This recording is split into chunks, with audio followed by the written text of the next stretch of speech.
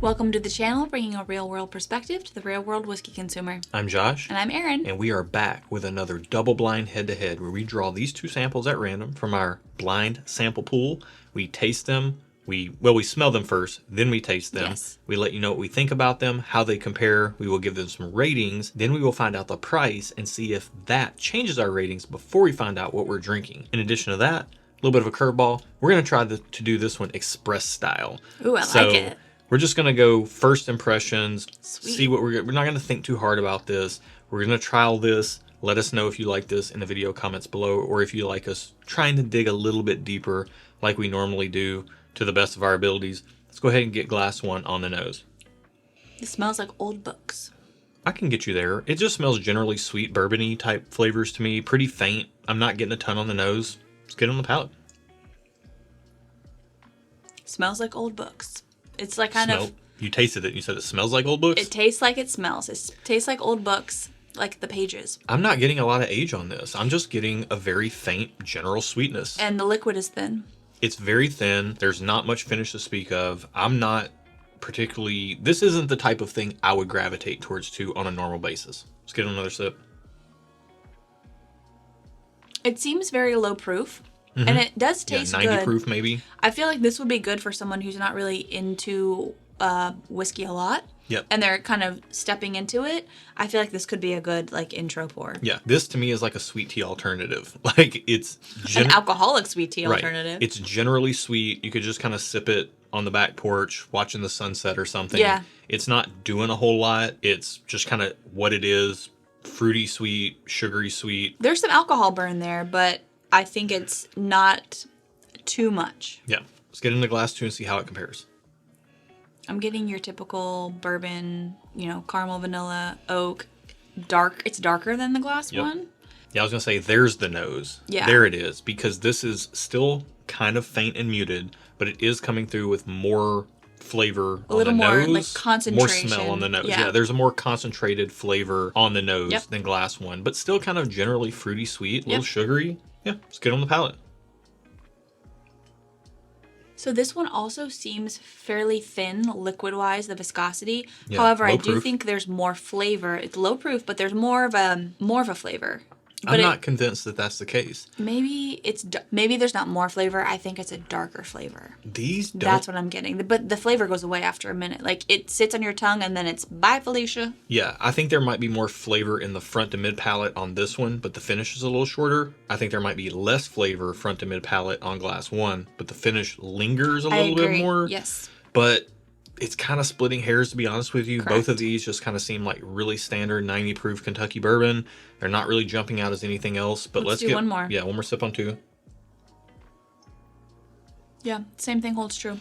I did get a little bit more oak on that sip that I don't think exists in glass one, but that just may be, I may need to spend some time with them for that. But yeah, generally speaking, I think glass two is just a little darker, but they're both pretty easy sipping. We're going to spend some time with them, clear our palate, start with glass two, go back to glass one. We'll get some ratings together, and then we'll come back with all that here in a minute.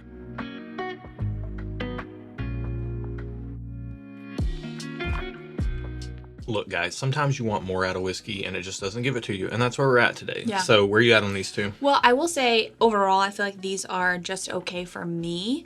But So is that your official rating? No. Okay on both? No, because this is a head-to-head. I'm going to give you my official score of them versus each other. Okay. But overall, I think they're just okay pours. Because I feel like maybe they're not giving me what I want because I'm a little bit farther along in my journey of drinking whiskey. Had I had these when I first started drinking whiskey, I feel like they would have been good for me to dip my toes into the waters of maybe drinking higher proof. Because to me, these don't taste high proof. I don't think they are high proof. But if someone is new to whiskey, I feel like these would be good. Both of these would be good to start. Yep. Glass 2 is darker. I feel like it might be a little older. Glass 1 is brighter, might be a little younger, but both of them would be good for starters. Okay. That's my overarching. That's your synopsis. That's my TED Talk. Thank you for coming to my TED Talk. All right. What's your ratings? My rating is glass 1 is just okay. Glass 2 is thumbs up. Interesting. I liked it better than glass 1. Okay. Margin of victory. They were different. I would say this was a clear winner. Clear but close, or clear and distant winner? Kind of clear. Just a clear winner. This was a clear winner. This was good. It just wasn't to my flavor palate profile. Okay. For me, I'm going to give both of them a just okay. I could take them or leave them. Don't hear what I'm not saying. I like them. I think they're good for what they are, but neither one of these are bottles that I would tend to reach for on a personal basis. Tonight, I do think I do prefer glass 1. Interesting. Because it's just more flavor. Like, I do like the darkness in glass 2, and I do agree it is darker. I think I like the darker. But it's more subdued, whereas glass 1 has a little bit more of a flavor punch and a little bit more of a concentration of flavor. And I will go for flavor concentration over profile, usually, if I like both profiles. So even if it's a flavor concentration of a profile you don't like as much, if there's more of it, you will pick it? They're so close. Like, I ask you margin of victory, and you kind of you took the easy way out. I did. For me, this is a winner tonight, but it's like maybe 5% better. Okay. And on a different night, this could be 5% better. Gotcha. I'm not blown away by either one of these. I wouldn't be mad at having a bottle of either one of them, but I also don't need a bottle of either one of them. It is what it is. Let's find out our price and see if that changes our ratings, and then we'll find out what we've been drinking.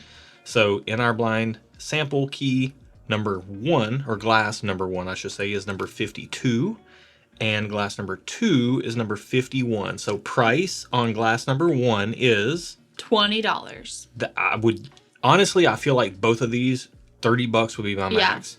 Glass number 2 price $30. Okay. I'm fine with that price. Yeah. I'm staying just okay on both of them. I'm staying just okay and thumbs up. I'm staying the same because I feel like the price is fair. Okay. You matter more than me, so let's go ahead. No, you matter. Let's go ahead and find out the price, or what we're drinking in glass 1. Number 52 is Benchmark Top Floor 86 proof. That checks out. Wow, okay. And then what is glass number 2? Buffalo Trace 90 proof. Wow. So we say it's $30, and it is at retail, but you can't find it, right? It's becoming more available now, but it's still hard. Like, our local Total Wine had this for bottle limit 1 per person. Okay. I was in there off chance talking to the spirits manager about some other stuff we've got in the works, and a lady came in, tried to buy 2 of these, got told she could not buy 2 Buffalo Traces because it's 1 per person, so she went and got her husband out of the car. They came in and bought 2. He bought 1 and she bought 1. That's 1 per person. And then they left, and then she came back in to try to buy another one. That's a little shady. And the spirits manager had to break away from our conversation about a much better product line and then go back to this lady and say, hey, you can't come in here and buy more. That's what people are doing. People are waiting in line for Buffalo Trace at the distillery. It's crazy. So it's interesting that I was like, these are good newer whiskey drinker pours. I mean, they're pretty standard, basic stuff. I wouldn't tell someone who's just on their journey of drinking whiskey to go hunt Buffalo Trace. That is not something I would ever recommend, especially if you're new and you don't enjoy the hunt. Like, I'm someone who does not enjoy the hunt. I know there are people out there who part of the fun of it is the hunt, and that's not me. So I would never recommend that to anybody. But if you do like that, then I mean, you could do that for the Buffalo Trace. Yeah. So one of the interesting things here, you said you thought Buffalo Trace was older. It did seem older, yeah. And by all accounts, it is older than Benchmark Top Floor, any of the Benchmark products. However, Benchmark Top Floor, aged in the top floors of the Rick House, does have a more concentrated flavor. And now knowing what they are, I tasted them, and I do agree that Buffalo Trace has more oak, but Benchmark Top Floor does have a more like concentrated core of flavor. Yeah, the core of flavor that is there is more syrupy and rich. I just feel like it was a little bit brighter than this, and I didn't want that today, I think. I think that's why I didn't like it as much, because I didn't want the brightness. Yeah, and for me, that concentration is what separates pours. So I do tend to prefer darker flavors, but if you're dark and soft versus bright and rich, I'll take the richness.